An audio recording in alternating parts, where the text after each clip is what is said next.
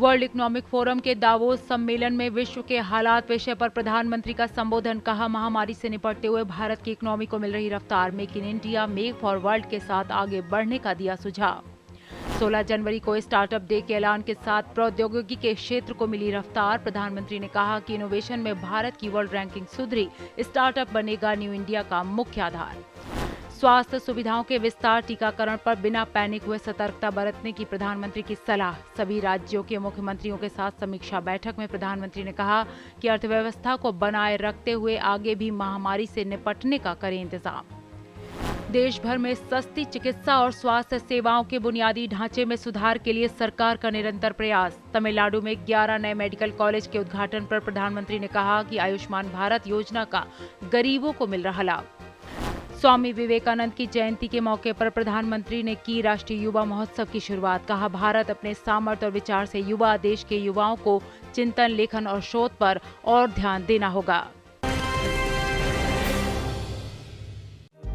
प्रधानमंत्री नरेंद्र मोदी ने WEF यानी वर्ल्ड इकोनॉमिक फोरम के दावोस एजेंडा शिखर सम्मेलन में विश्व के हालात विषय पर समिट को संबोधित किया। प्रधानमंत्री नरेंद्र मोदी ने वीडियो कॉन्फ्रेंसिंग के माध्यम से दुनिया के सामने भारत की उपलब्धियों को गिनाते हुए कहा कि भारतीयों में इनोवेशन और नई टेक्नोलॉजी को ग्रहण करने की क्षमता ग्लोबल पार्टनर को नई ऊर्जा दे सकती है। यानी ये समय बिल्कुल उपयुक्त है जब दुनिया को भारत में निवेश करना चाहिए। उन्होंने कहा कि भारत देश दुनिया की उम्मीदों पर खरा उतरने में सक्षम है।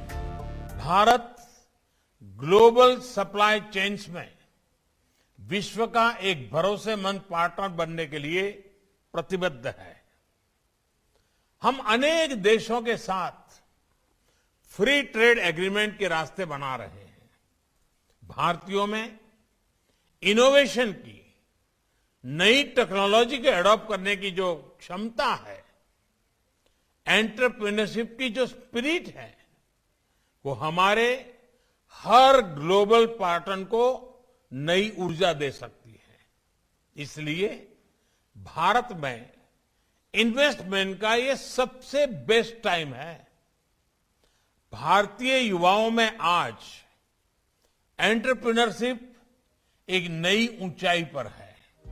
प्रधानमंत्री ने कहा कि कोरोना काल के दौरान भारत ने एक विश्व, एक स्वास्थ्य का पालन करते हुए जरूरी दवाएं और वैक्सीन की आपूर्ति करके कई जिंदगियां बचाईं। भारत आज दुनिया का तीसरा सबसे बड़ा फार्मा उत्पादक देश है और उसे विश्व की फार्मेसी के तौर पर जाना जाता है। प्रधानमंत्री ने भरोसा जताया कि भारत महामारी की एक और लहर का सावधानी और विश्वास के साथ मुकाबला कर रहा है। कोरोना के समय में हमने देखा है कि कैसे Bharat one earth one health इस विजन पर चलते हुए अनेकों देशों को जरूरी दवाइयां देकर, वैक्सीन देकर करोड़ों जीवन बचा रहा है। आज भारत दुनिया का तीसरा सबसे बड़ा फार्मा प्रोड्यूसर है, फार्मेसी टू द वर्ल्ड है। प्रधानमंत्री नरेंद्र मोदी ने कहा कि भारत एक मजबूत लोकतंत्र है जिसमें भारतीयों का लोकतंत्र और प्रौद्योगिकी में अटूट विश्वास है। 21वीं शताब्दी और भारतीयों की प्रतिभा और मनोदशा को शक्ति संपन्न बना रही है।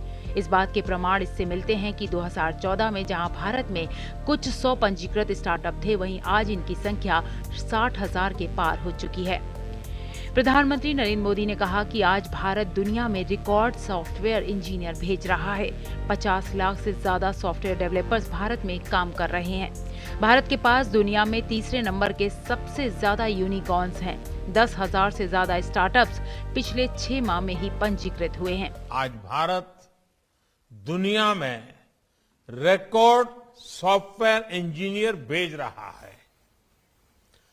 50 लाख से ज्यादा सॉफ्टवेयर डेवलपर्स भारत में काम कर रहे हैं। आज भारत में दुनिया में तीसरे नंबर के सबसे ज्यादा यूनिकॉर्न है। 10,000 से ज्यादा स्टार्टअप्स पिछले 6 महीने में रजिस्टर हुए हैं। आज भारत के पास विश्व का बड़ा, सुरक्षित और सफल डिजिटल पेमेंट्स प्लेटफॉर्म है। सिर्फ पिछले महीने की ही बात करूं तो भारत ने यूनिफाइड पेमेंट इंटरफेस इसके माध्यम से 4.4 बिलियन ट्रांजैक्शन हुए हैं। भारत के पास विश्व का सबसे बड़ा, सुरक्षित और सफल डिजिटल भुगतान प्लेटफॉर्म मौजूद है। भारत विश्व आपूर्ति श्रृंखला में दुनिया का भरोसेमंद साझीदार बनने के लिए प्रतिबद्ध है। साथ ही भारत कई देशों के साथ व्यापार समझौतों की राह बना रहा है। आज Bharat ease of doing business को बढ़ावा दे रहा है, सरकार के दखल को कम कर रहा है। भारत ने अपने कॉरपोरेट टैक्स रेट्स को सिंप्लीफाई करके, कम करके उसे दुनिया में मोस्ट कॉम्पिटिटिव बनाया है। बीते साल ही हमने 25,000 से ज्यादा कंप्लायंसेस कम किए हैं। भारत के आत्मविश्वास से भरे नजरिए को रेखांकित करते हुए प्रधानमंत्री ने कहा कि आत्मनिर्भरता के रास्ते पर चलते हुए भारत का ध्यान सिर्फ प्रक्रियाओं को आसान बनाने पर ही नहीं, बल्कि निवेश और उत्पादन को प्रोत्साहित करने पर भी है। इसका सबसे बड़ा स्पष्ट उदाहरण ये है कि आज 14 सेक्टरों में 26 अरब डॉलर के उत्पादन युक्त प्रोत्साहन योजना लागू की गई है। भारत जैसी मजबूत डेमोक्रेसी ने पूरे विश्व को एक खूबसूरत उपहार दिया है, एक बुके ऑफ होप दिया है। इस बुके में है हम भारतीयों का डेमोक्रेसी पर अटूट ट्रस्ट। इस बुके में है 21वीं सदी को एम्पावर करने वाली टेक्नोलॉजी। इस बुके में है हम भारतीयों का टेम्परामेंट, हम भारतीयों का टैलेंट। जिस मल्टीलिंगुअल, मल्टीकल्चरल माहौल में हम भारतीय रहते हैं, वो भारत ही नहीं बल्कि पूरे विश्व की बहुत बड़ी ताकत है। ये ताकत संकट की घड़ी में सिर्फ अपने लिए सोचना नहीं, बल्कि मानवता के हित में काम करना सिखाती है। प्रधानमंत्री ने भरोसा जताया कि भारत वर्तमान के साथ ही अगले 25 सालों के लक्ष्य को लेकर नीतियां बना रहा है। इस कालखंड में भारत उच्च वृद्धि, कल्याण और आरोग्य को उच्चतम स्तर पर पहुंचाने के लक्ष्य के साथ आगे बढ़ रहा है। आज भारत वर्तमान के साथ ही अगले 25 वर्षों के लक्ष्य को लेकर नीतियां बना रहा है, निर्णय ले रहा है। इस कालखंड में भारत ने हाई ग्रोथ के वेलफेयर और वेलनेस की सैचुरेशन के लक्ष्य रखा है। ग्रोथ का ये कालखंड ग्रीन भी होगा, क्लीन भी होगा, सस्टेनेबल भी होगा, रिलायबल भी होगा। ग्लोबल गुड के लिए बड़े कमिटमेंट्स करने और उन पर खरा उतरने की परंपरा को जारी रखते हुए हमने 2070 तक नेट जीरो का टारगेट भी रखा है। प्रधानमंत्री ने कहा कि वैश्विक परिदृश्य को देखते हुए हमें तमाम चुनौतियों से निपटने के लिए एक सोच अपनानी होगी। हर लोकतांत्रिक देश का दायित्व है कि वह बहुमुखी संस्थाओं में सुधारों पर बल दे, ताकि उन्हें वर्तमान और भविष्य की चुनौतियों से निपटने में सक्षम बनाया जा सके।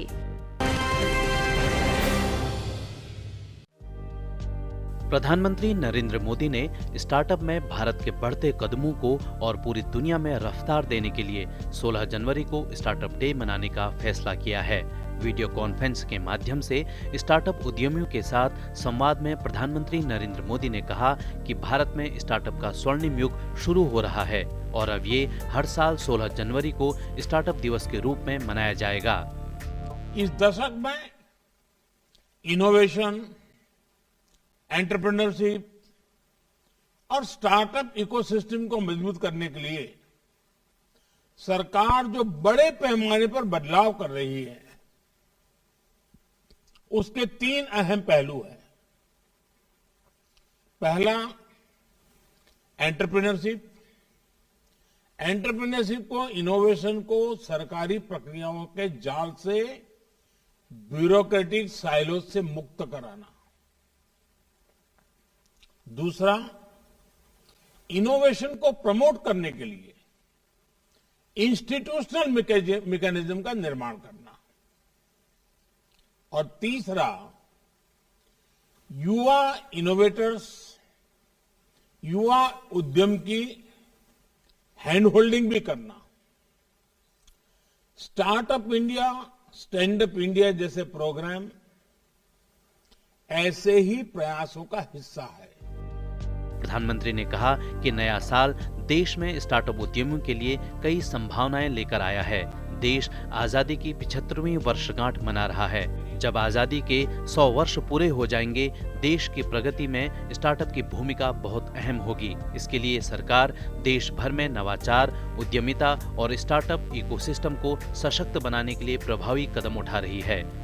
इनोवेशन को लेकर भारत में जो अभियान चल रहा है, उसी का प्रभाव है कि ग्लोबल इनोवेशन इंडेक्स में भी भारत की रैंकिंग में बहुत सुधार आया है। वर्ष 2015 में इस रैंकिंग में भारत 81 नंबर पर रुका पड़ा था। अब इनोवेशन इंडेक्स में भारत 46 नंबर पर है, 50 से नीचे आया है। साथियों, भारत का स्टार्टअप इकोसिस्टम आज दुनिया में अपना परचम लहरा रहा है। प्रधानमंत्री ने मौजूदा दशक को नवाचार और नई सोच का युग बताते हुए कहा कि ग्रामीण अर्थव्यवस्था से लेकर उद्योग तक हमारी जरूरतें और क्षमताएं असीमित हैं। नवाचार के लिए युवाओं को हर संभव अवसर देना सरकार की प्राथमिकता होगी। भारत के स्टार्टअप्स 55 अलग अलग इंडस्ट्री से काम कर रहे हैं। हर किसी को गर्व होगा। 5 साल पहले देश में जहां 500 स्टार्टअप्स भी नहीं थे, आज उनकी संख्या बढ़कर 60,000 60,000 तक पहुंच चुकी है। आपके पास इनोवेशन की शक्ति है, आपके पास नए आइडियाज हैं, आप नौजवान ऊर्जा से भरे हुए हैं और आप बिजनेस के तौर तरीके बदल रहे हैं। Our startups are changing the rules of the game. इसलिए मैं मानता हूं, startups are going to be the backbone of new India. प्रधानमंत्री ने युवाओं को कम उम्र से ही नवाचार के लिए तैयार किए जाने पर जोर दिया। उन्होंने कहा कि नवाचार को बढ़ावा देने के लिए देश भर में 9,000 से ज्यादा अटल टिंकरिंग प्रयोगशालाएं बनाई गई हैं।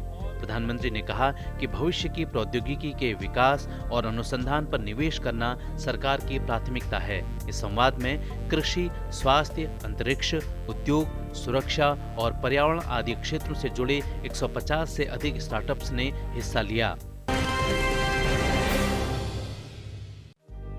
कोरोना वायरस और इसके नए वेरिएंट ओमिक्रॉन के बढ़ते मामलों को लेकर प्रधानमंत्री नरेंद्र मोदी ने सभी राज्यों के मुख्यमंत्रियों के साथ समीक्षा बैठक की। वीडियो कॉन्फ्रेंसिंग के जरिए हुई बैठक में कोविड-19 से निपटने की तैयारियों और वैक्सीनेशन कार्यक्रम की समीक्षा की गई।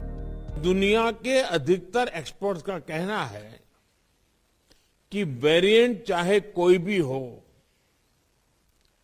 कोरोना से लड़ने का सबसे कारगर हथियार वैक्सीन ही है। भारत में बनी वैक्सीन तो दुनिया भर में अपनी श्रेष्ठता सिद्ध कर रही है। ये हर भारतीय के लिए गर्व का विषय है कि आज भारत लगभग 92% वयस्क जनसंख्या को पहली डोज दे चुका है। देश में दूसरी डोज की कवरेज में भी 70% के आसपास पहुंच चुके हैं। प्रधानमंत्री ने स्वास्थ्य सुविधाओं के विस्तार, टीकाकरण को देखते हुए बिना पैनिक हुए सतर्कता बरतने की सलाह दी। प्रधानमंत्री ने कहा कि कोरोना संक्रमण को हम जितना सीमित रख पाएंगे, परेशानी उतनी ही कम होगी। जहां तक जरूरी दवाओं और जरूरी इंफ्रास्ट्रक्चर की बात है, तो केंद्र सरकार हर बार की तरह हर राज्य के साथ खड़ी है। 5-6 महीने पहले 23,000 करोड़ रुपए का जो विशेष पैकेज दिया गया था, उसका सदुपयोग करते हुए अनेक राज्यों ने हेल्थ इंफ्रा को सशक्त किया है। इसके तहत देश भर मेडिकल कॉलेज और जिला अस्पतालों बच्चों के लिए 800 से अधिक विशेष पीडियाट्रिक केयर यूनिट स्वीकृत हुए हैं। करीब 1.5 लाख नए ऑक्सीजन, आईसीयू और एचडीयू बेड तैयार किए जा रहे हैं। 5,000 से अधिक विशेष एम्बुलेंस और 950 से अधिक liquid medical oxygen storage tank की कैपेसिटी जोड़ी है। इमरजेंसी इंफ्रास्ट्रक्चर की कैपेसिटी को बढ़ाने के लिए ऐसे अनेक प्रयास हुए हैं, लेकिन हमें इस इंफ्रास्ट्रक्चर का विस्तार करते रहना है। कोरोना को हराने के लिए हमें अपनी तैयारियों को कोरोना के हर वेरिएंट से आगे रखना होगा। प्रधानमंत्री ने कहा कि केंद्र की ओर से राज्यों को आवंटित की गई राशि का अच्छी तरह से प्रयोग हुआ है। कई राज्यों ने स्वास्थ्य ढांचे को और मजबूत किया है।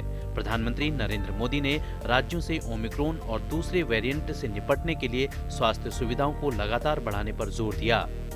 वर्चुअल मीटिंग में मुख्यमंत्रियों के साथ गृह मंत्री अमित शाह, केंद्रीय स्वास्थ्य मंत्री मनसुख मांडविया भी मौजूद रहे।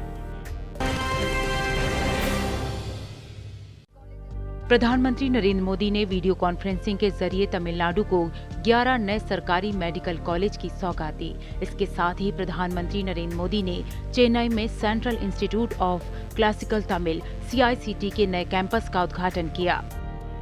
In 2014, our country had 387 medical colleges. In last 7 years only, this number has grown up to 596 medical colleges. This is an increase of 54%. In 2014, our country had around 82,000 medical undergraduate and postgraduate seats. In last 7 years, this number has gone up to around 1,48,000 seats. This is an increase of about 80%. In 2014, there were only 7 AIIMS in the country. But after 2014, the number of AIIMS approved has increased to 22. At the same time, various reforms have been undertaken to make the medical education sector more transparent. Regulations for setting up medical colleges and hospitals have been liberalized without compromise on quality. देश भर में medical क्षेत्र में सुधार का जिक्र करते हुए प्रधानमंत्री ने कहा कि आयुष्मान भारत की वजह से गरीबों को उच्च गुणवत्ता और सस्ती स्वास्थ्य सेवा पाने का मौका मिला है। प्रधानमंत्री ने पिछली सरकारों पर स्वास्थ्य क्षेत्र की अनदेखी का आरोप लगाया। केंद्र सरकार की मेडिकल कॉलेजों की स्थापना देश के सभी हिस्सों में सस्ती चिकित्सा शिक्षा को बढ़ावा देने और स्वास्थ्य के बुनियादी ढांचे में सुधार के लिए सरकार के निरंतर प्रयास के अनुरूप है। COVID-19 pandemic has reaffirmed the importance of the health sector. The future will belong to societies which invest in healthcare. The government of India has brought many reforms in the sector. Thanks to Ayushman Bharat, the poor have access to top quality and affordable healthcare. प्रधानमंत्री ने कहा कि medical कॉलेजों की स्थापना देश के सभी हिस्सों में सस्ती चिकित्सा शिक्षा को बढ़ावा देने और स्वास्थ्य के बुनियादी ढांचे में सुधार के लिए सरकार के निरंतर प्रयास के अनुरूप है।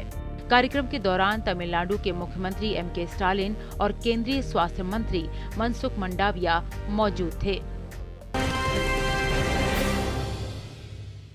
प्रधानमंत्री नरेंद्र मोदी ने स्वामी विवेकानंद की जयंती के अवसर पर पुडुचेरी में राष्ट्रीय युवा महोत्सव का वीडियो कॉन्फ्रेंसिंग के माध्यम से उद्घाटन किया।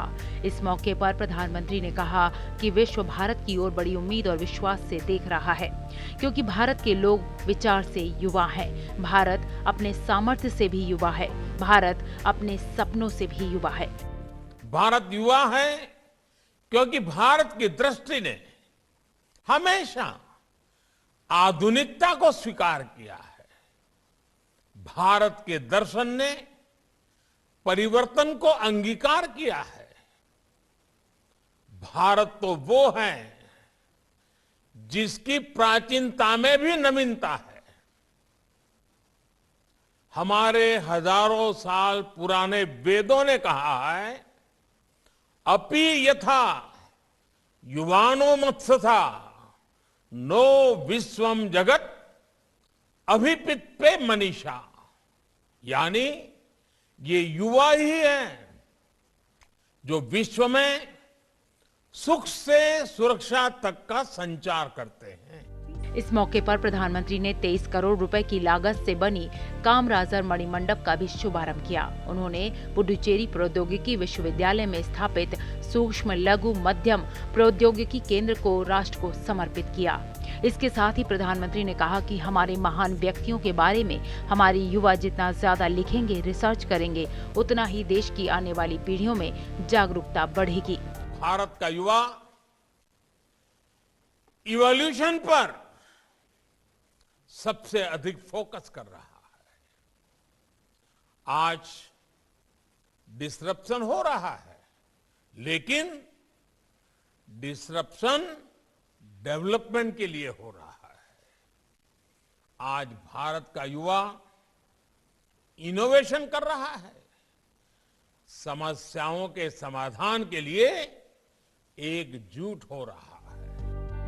प्रधानमंत्री नरेंद्र मोदी ने कहा कि बेटा बेटी एक समान है। इसी सोच के साथ सरकार ने बेटियों की बेहतरी के लिए शादी की उम्र को 21 साल करने का निर्णय लिया। बेटियां भी अपना करियर बना पाएं, उन्हें ज्यादा से ज्यादा समय मिले, इस दिशा में ये कदम उठाया गया। हम जानते हैं कि बेटे बेटी एक समान है। इसी सोच के साथ सरकार ने बेटियों की बेहतरी के लिए शादी की उम्र को 21 साल करने का निर्णय लिया है। बेटियां भी अपना कैरियर बना पाएं, उन्हें ज्यादा समय मिले, इस दिशा में ये एक बहुत महत्वपूर्ण कदम है। आपको बता दें कि स्वामी विवेकानंद के विचारों और आदर्शों को युवाओं के लिए प्रेरणा स्रोत मानते हुए भारत सरकार द्वारा 1984 में 12 जनवरी को राष्ट्रीय युवा दिवस के तौर पर मनाए जाने की घोषणा की गई थी, जिसके बाद से ही 1985 से हर साल 12 जनवरी को राष्ट्रीय युवा दिवस के तौर पर मनाया जाता है।